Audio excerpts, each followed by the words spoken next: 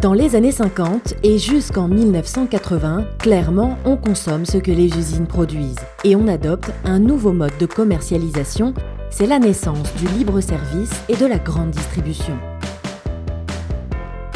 Avec 207 supermarchés ouverts en 1962 et l'ouverture l'année suivante du premier hyper à Sainte-Geneviève-des-Bois, le succès est bel et bien au rendez-vous.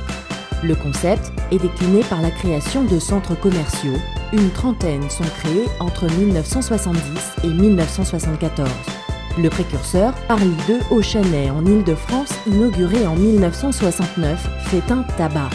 À partir des années 80, ces surfaces de vente s'adaptent aux envies et besoins des consommateurs. Jusqu'alors reléguée à l'extérieur des agglomérations, la grande distribution a de nouvelles ambitions et les centres-villes sont désormais de nouveaux terrains de jeu où le citadin est convoité. Carrefour Market, Carrefour City, Monop, Monop Deli y font leur entrée. En périphérie des villes, les centres commerciaux subissent eux aussi des mutations en musclant leur offre multiservice. L'ouverture en l'an 2000 à Marne-la-Vallée de Val-d'Europe en est une parfaite illustration. Et les chiffres confirment la tendance avec en 2009 pas moins de 560 000 m² de centres commerciaux livrés. Espaces de vente et espaces de vie. À partir de 2010, et pour faire face à la pression exercée par la vente en ligne, on doit désormais séduire le consommateur avec des concepts innovants et attractifs. C'est la naissance des pôles commerciaux, des family villages et des villages de marque.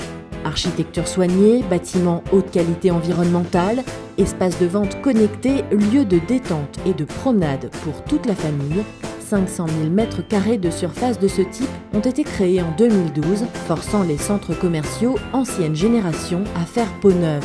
Une vingtaine d'entre eux sont actuellement en rénovation et ou extension. Et ça marche. En 2013, les centres commerciaux réalisaient près de 120 milliards d'euros de chiffre d'affaires. L'année suivante, en 2014, plus d'une cinquantaine étaient en cours de construction. Des mastodontes sortent donc bientôt de terre. Waves Actis Sud à Metz ou encore Europa City dans le Val d'Oise, qui en 2020 accueillera 500 boutiques, un parc aquatique, un cirque et une douzaine d'hôtels. C'est la révolution dans les rayons et ce sont désormais les consommateurs qui ont le pouvoir.